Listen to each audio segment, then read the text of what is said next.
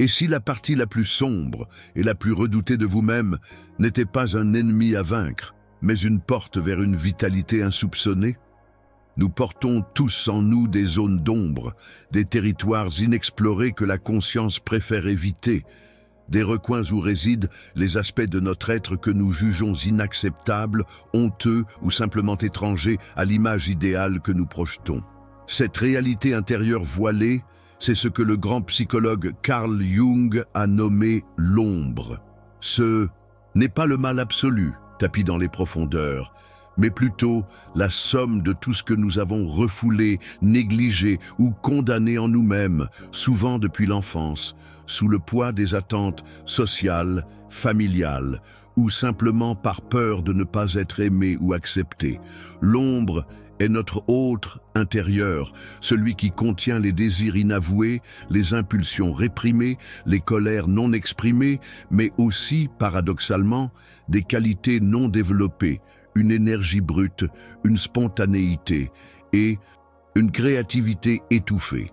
Elle est l'antithèse de la persona, ce masque social que nous portons pour nous adapter au monde extérieur, pour paraître acceptable et fonctionnel.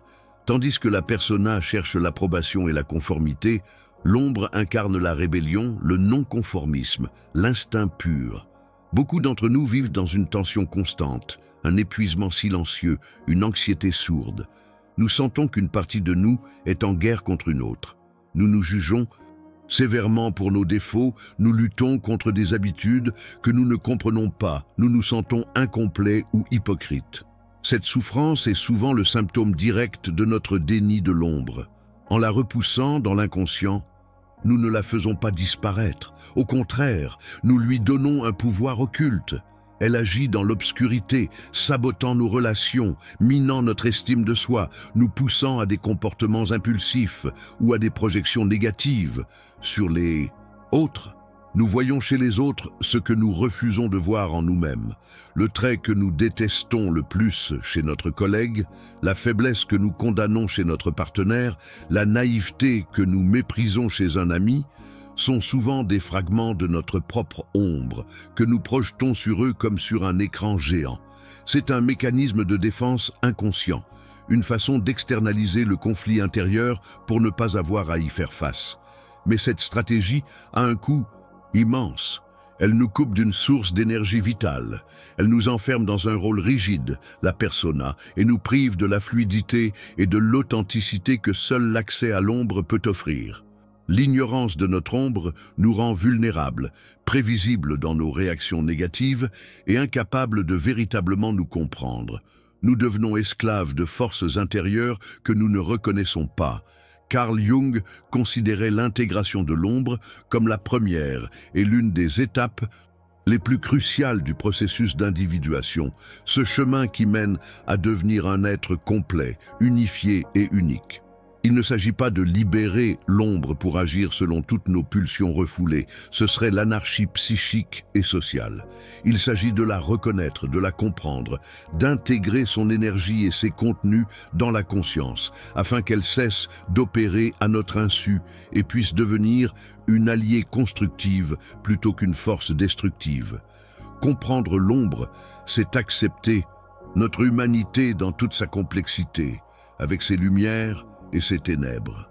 C'est la première étape pour arrêter de nous faire la guerre à nous-mêmes et commencer à naviguer notre vie intérieure avec plus de clarté, de compassion et de puissance. Dans ce voyage à travers les manifestations quotidiennes de l'ombre, nous allons explorer non seulement où elle se cache, mais comment son acceptation peut libérer une énergie qui transforme non seulement notre rapport à nous-mêmes, mais aussi à ceux qui nous entourent et au monde. La manifestation la plus courante et souvent la plus douloureuse de l'ombre dans la vie quotidienne est la projection.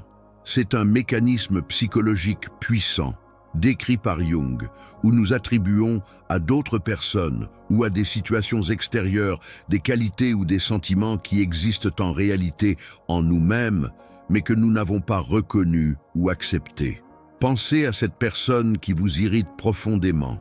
Ce qui vous agace le plus en elle sont Arrogance, sa passivité, son besoin de contrôle, sa vulnérabilité, sa spontanéité excessive n'est pas nécessairement le problème en elle.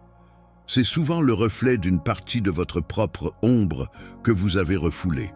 Si vous détestez l'arrogance, il est possible qu'une partie de vous aspire secrètement à la reconnaissance ou au pouvoir, mais que vous l'ayez jugée mauvaise et reléguée dans l'ombre.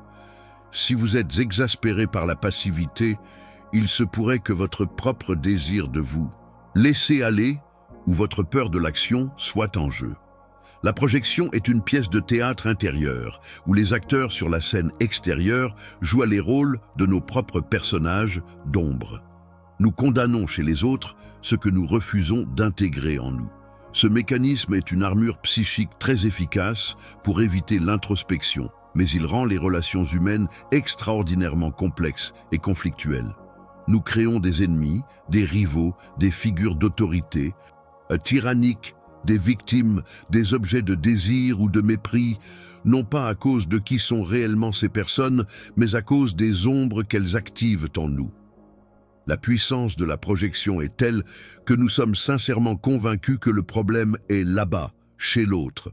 Nous ne remettons pas en question notre perception car elle est alimentée par l'énergie intense de l'ombre refoulée.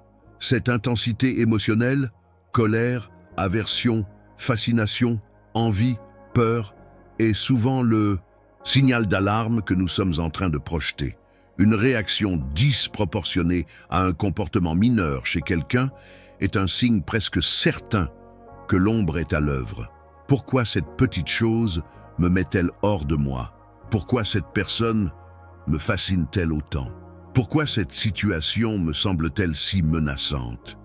Ces questions, posées avec honnêteté, peuvent démasquer une projection. La projection ne se limite pas aux traits négatifs. Nous pouvons aussi projeter des aspects positifs de notre ombre ou de notre potentiel non réalisé. L'admiration excessive pour une personne, son courage, sa liberté, sa créativité, peut être le signe que ces qualités sont présentes en vous-même, mais que vous ne les avez pas encore manifestées ou reconnues. L'idéalisation romantique est un autre exemple classique de projection, où l'on attribue à l'être aimé toutes les qualités de l'anima ou de l'animus, les figures archétypales de l'inconscient collectif, qui représentent le homme féminin chez l'homme et le masculin chez la femme, créant ainsi une image qui n'a que peu à voir avec la réalité de la personne. Lorsque la projection se brise, la désillusion peut être brutale. Reconnaître la projection est le premier pas vers la reprise de notre pouvoir intérieur. C'est cesser de voir le monde comme une source de problèmes externes et commencer à le voir comme un miroir. Cela demande une humilité radicale. Accepter que ce que je vois chez l'autre est peut-être une partie de moi-même que j'ai fui.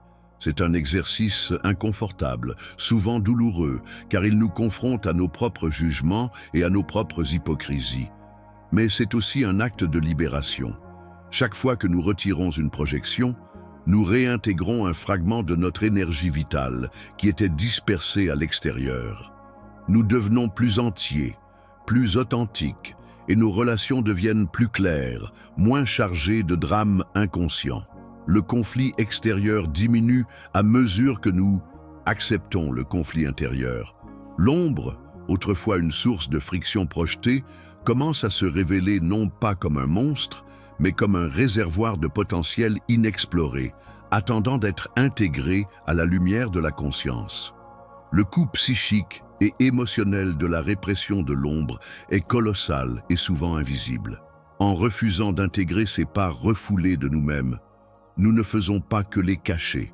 Nous les contraignons dans les profondeurs de l'inconscient, où elles continuent d'exercer une influence souterraine et disruptive. Imaginez une pression constante dans les fondations d'une maison. Elle ne se manifeste pas immédiatement, mais avec le temps, elle provoque des fissures, fragilise la structure et menace l'effondrement. De la même manière, l'ombre réprimée génère une tension intérieure chronique. L'énergie qu'elle contient, ni reconnue, ni dirigée consciemment, ne s'évapore pas. Elle cherche des voies d'expression détournées, souvent coûteuses pour notre bien-être. Un des coûts majeurs est la rigidité psychologique. La persona, le masque social que nous présentons au monde, devient surdéveloppée et fragile, car elle doit constamment faire face à la menace de l'émergence de l'ombre. Pour maintenir l'image que nous voulons projeter, par exemple, la personne toujours calme, toujours forte, toujours aimable, nous devons dépenser une quantité phénoménale d'énergie à surveiller et à contrôler nos émotions négatives, nos impulsions indésirables, nos pensées inappropriées. Cela conduit à un état de vigilance interne constant, source d'épuisement, burn-out psychique, d'anxiété généralisée et d'une sensation de vivre une vie qui n'est pas tout à fait la nôtre. Nous nous sentons déconnectés de nos besoins profonds, de nos désirs authentiques, car ceux-ci sont souvent logés dans l'ombre. Cette déconnexion mène également à une vitalité réduite. L'ombre contient non seulement nos défauts perçus, mais aussi une énergie brute, une passion, une spontanéité et une force qui ont été jugées dangereuses ou inacceptables. Lorsque nous refoulons l'agressivité, nous refoulons aussi la capacité de nous défendre, de poser des limites, de nous affirmer. Lorsque nous refoulons la sensualité, nous réduisons notre capacité à ressentir du plaisir et de la joie dans notre corps et dans le monde. Lorsque nous refoulons la créativité folle, nous étouffons notre capacité d'innovation et d'expression unique. L'ombre est un réservoir d'énergie vitale.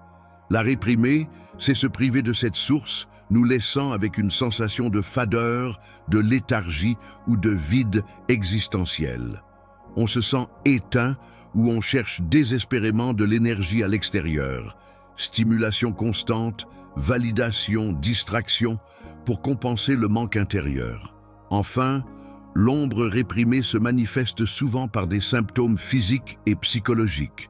Des colères soudaines et inexplicables, des peurs irrationnelles, des compulsions, des dépendances, des rêves perturbants et même certaines maladies physiques peuvent être des appels de l'ombre qui cherchent à être entendus.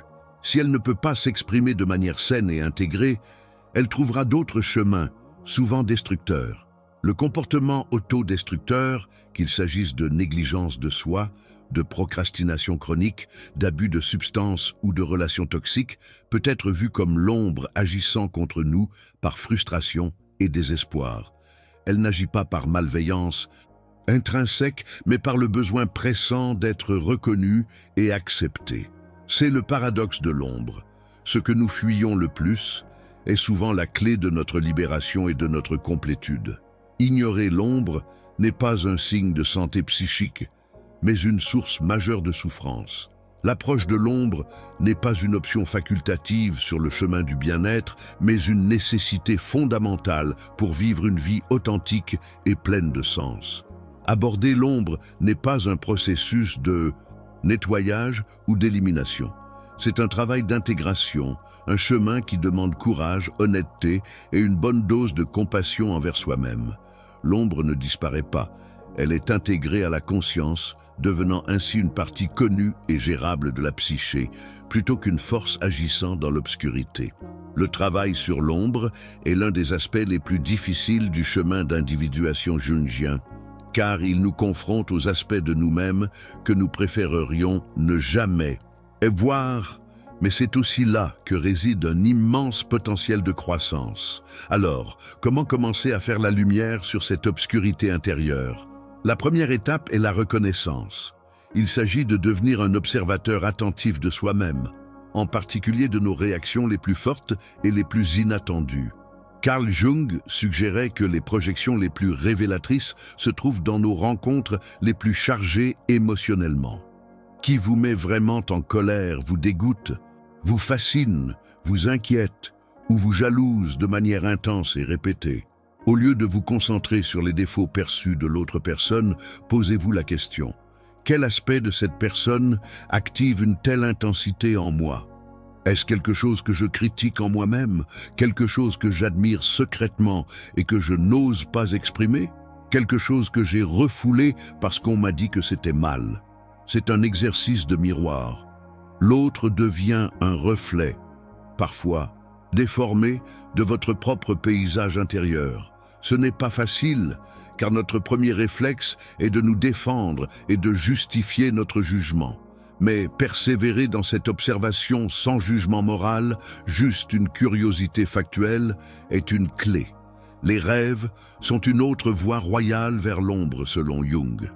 L'inconscient communique souvent par symboles, et les personnages que nous rencontrons dans nos rêves, en particulier ceux qui nous effrènent, nous répugnent ou nous attirent fortement, peuvent être des représentations de notre ombre ou d'autres archétypes. Tenir un journal de rêve et essayer de comprendre la signification symbolique des figures et des événements sans chercher une interprétation littérale peut révéler des aspects refoulés.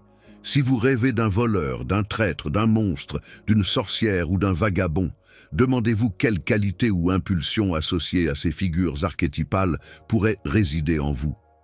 Ce n'est pas forcément que vous êtes un voleur, mais peut-être qu'une partie de vous ressent le désir de prendre quelque chose qu'on lui a refusé ou de voler du temps pour soi. L'ombre se manifeste également dans nos moments de vulnérabilité et d'échec. Qu'arrive-t-il lorsque vos plans échouent? Quelle est votre réaction face à la critique? Quelle voix intérieure vous sabote? Ces réactions révèlent souvent les peurs et les insécurités cachées dans l'ombre. Au lieu de les repousser, essayez de les accueillir avec curiosité. Écrivez-les, parlez-en à une personne de confiance, un ami sage, un thérapeute. Le simple fait de nommer ces aspects de l'ombre leur retire une partie de leur pouvoir inconscient. L'application pratique essentielle ici n'est pas une technique complexe, mais une posture. Développer une relation consciente avec son monde intérieur, même ses parties les plus sombres. C'est un engagement quotidien à regarder en soi avec honnêteté, à écouter les messages de l'inconscient et à commencer le lent processus d'intégration. Ce chemin n'est pas confortable, mais il est le seul qui mène à une authenticité profonde et à une force intérieure véritable, car il nous permet de récupérer l'énergie autrefois dépensée à fuir. Le voyage à travers l'ombre, tel que cartographié par Carl Jung, n'est pas une descente aux enfers pour y rester, mais une exploration nécessaire pour remonter à la lumière avec une conscience élargie et une âme plus entière. Nous avons vu que l'ombre n'est pas un concept abstrait, mais une réalité psychique tangible qui se manifeste quotidiennement dans nos projections, nos réactions excessives, notre rigidité intérieure, notre manque de vitalité et même nos schémas d'autodestruction. Ignorer l'ombre, c'est vivre à moitié, prisonnier d'un masque, la persona, et saboté par des forces inconnues, agissant dans les coulisses de notre esprit. La souffrance psychique moderne, l'anxiété, le sentiment de vide, les conflits relationnels, l'épuisement, est souvent l'écho de cette division intérieure fondamentale, le cri de l'ombre qui demande à être vu et accepté. La projection est peut-être l'indice le plus flagrant de la présence de l'ombre.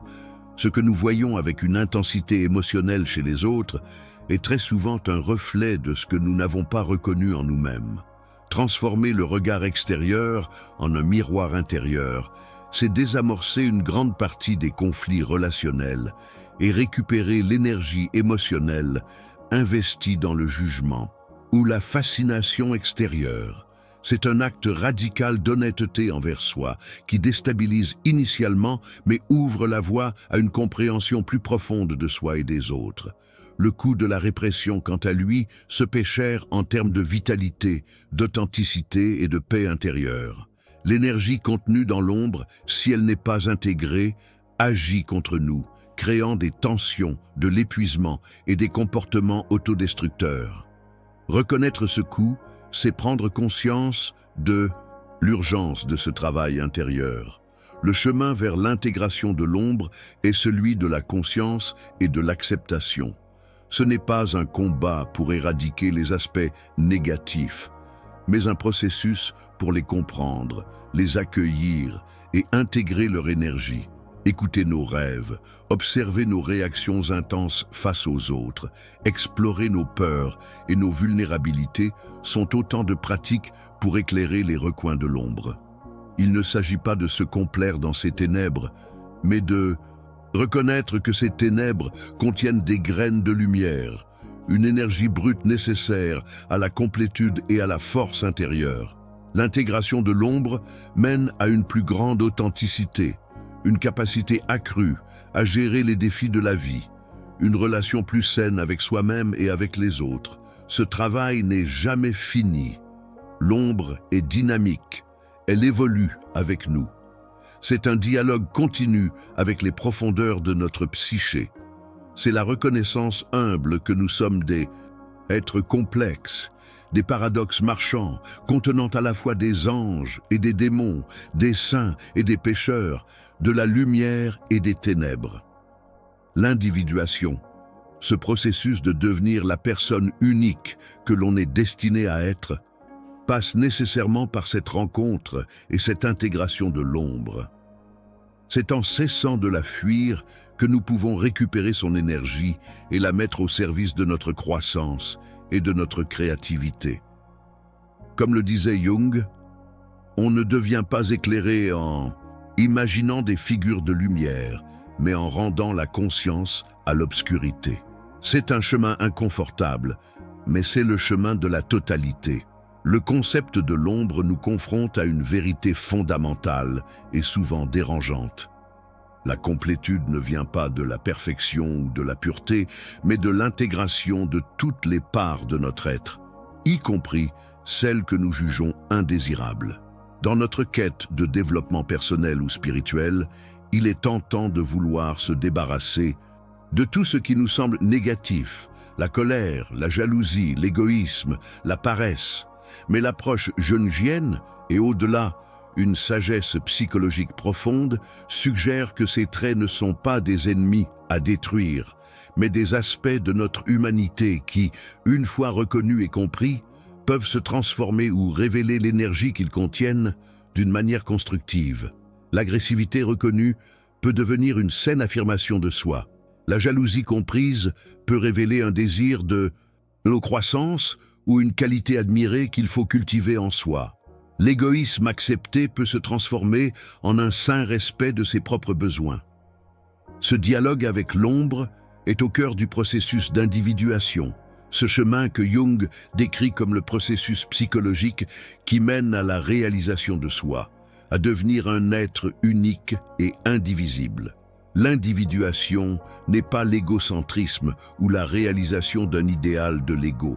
C'est la lente et laborieuse intégration de toutes les facettes de la psyché, l'ombre, l'anima animus, le soi, pour former une totalité. L'ombre est la première porte et souvent la plus difficile à ouvrir, car elle nous confronte à nos peurs les plus profondes sur nous-mêmes. Cette sagesse résonne d'ailleurs avec d'autres traditions. Bien que formulée différemment, l'idée de faire face à ces démons intérieurs, de reconnaître l'unité des opposés, comme le yin et le yang dans le taoïsme, ou de voir la souffrance et l'imperfection comme des parties intégrales du chemin, comme dans le bouddhisme, fait écho au concept de l'ombre. Nietzsche, dans sa quête de la volonté de puissance et du dépassement de soi, pourrait voir le travail sur l'ombre comme un acte essentiel de s'approprier toute sa force vitale, de transformer le « ce que je devrais être » dicté par la morale ou la société en ce que je suis réellement, avec mes ténèbres, et comment je peux utiliser cette énergie pour devenir ce que je suis. Les stoïciens, avec leur insistance sur le contrôle de notre monde intérieur face à l'incertitude du monde extérieur, nous rappellent indirectement l'importance de connaître et de maîtriser nos propres réactions et projections, fruits de l'ombre non intégrée. Le travail sur l'ombre est donc bien plus qu'un simple exercice psychologique, c'est une quête philosophique fondamentale sur la nature de l'être humain, sur la relation entre la conscience et l'inconscient, entre la lumière et l'obscurité. C'est accepter l'inconfort et le paradoxe de notre propre nature pour accéder à une liberté et une profondeur que l'on ne peut trouver en surface. C'est un engagement à la croissance continue, à l'auto-observation honnête et à une acceptation radicale de soi dans toute sa complexité. C'est le début d'une relation authentique avec l'inconnu en nous-mêmes. Ce voyage dans les profondeurs de l'ombre jungienne n'est pas une destination, mais une invitation à l'exploration continue. Comprendre où se cache votre ombre dans votre quotidien, comment elle influence vos réactions et vos relations, est le premier pas crucial pour récupérer votre énergie et embrasser votre complétude. Ce travail demande du courage, une introspection honnête et une bienveillance envers vous-même face aux aspects que vous pourriez découvrir et qui ne vous plaisent pas. C'est un processus qui se déroule sur le long terme, couche après couche. Alors, quelle projection avez-vous identifiée en vous cette semaine? Quel trait que vous détestez chez les autres pourrait être un murmure de votre propre ombre? Quelle réaction disproportionnée vous a montré un fragment de vous-même que vous avez refoulé? Posez-vous ces questions honnêtement. Le simple fait de noter une observation sans jugement est déjà un acte puissant d'intégration. Le chemin de l'individuation est un chemin solitaire dans son essence, mais il est enrichi par le partage et la réflexion collective. Si ces réflexions sur l'ombre ont résonné en vous, si elles ont allumé une lueur de reconnaissance ou une question profonde, je vous invite à partager vos propres expériences ou vos questionnements dans les commentaires ci-dessous. Comment votre ombre se manifeste-t-elle? Quelles difficultés rencontrez-vous en essayant de l'approcher?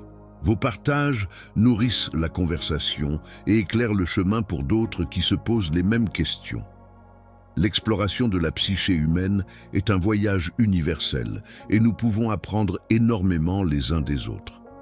Si ce type de contenu qui allie philosophie, psychologie profonde et application à la vie vous parle et que vous souhaitez continuer cette exploration des profondeurs de l'être avec nous, abonnez-vous à la chaîne pour ne manquer aucune de ces plongées introspectives. Ensemble, continuons à éclairer nos zones d'ombre pour vivre une vie plus consciente et plus entière.